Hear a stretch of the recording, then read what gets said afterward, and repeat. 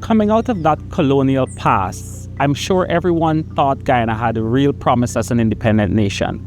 And one of those stories that people held on to that would propel us into success was that Guyana had oil offshore, and that one day we would find that oil and we would have enough money to develop the country the Guyanese desire. Well, it was a faint hope, I would say, rather than a fact of life.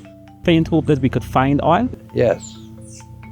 Because, of course, oil had the reputation of earning countries a great deal of money. Right.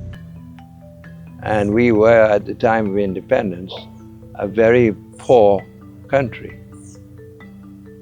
Right.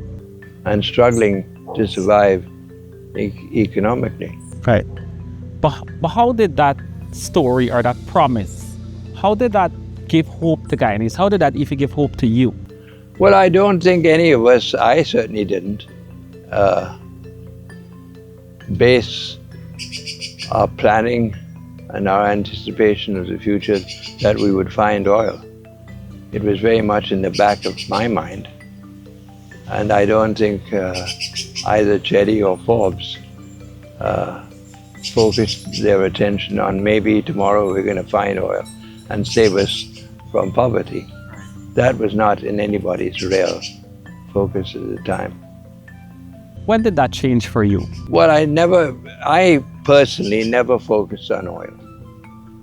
And now becoming an oil producing country. And I don't think many of us did. It just happened. A number of oil companies that gave up on it. Exxon stuck with it and found it. Right. But I came up as a little boy hearing that story that we had oil and that one day we would get it out of the ground and we would be rich. Well, that may have been some people's fond hope, but I don't think as leaders, as people who were involved in the administration and development of the country, that it focused on, in our minds in any real way. We were focused on what can we do to exploit the resources that we had, agricultural potential, mineral potential. Bauxite was big in those days. Gold was also big, and that was our focus. But none of those minerals could do or did for Guyana what oil has done. You obviously lived through the days when I didn't, so let me make that as a disclaimer, but you obviously lived through the days when Guyanese smuggled fuel into this country. We smuggled everything. We smuggled everything. Everything we needed, we smuggled. Because we were very short of resources. I've lived through the most difficult times this country has ever encountered since independence. So I'm extremely proud of the fact that we've weathered that storm, that we've managed to maintain ourselves as a people with, 6 different heritages.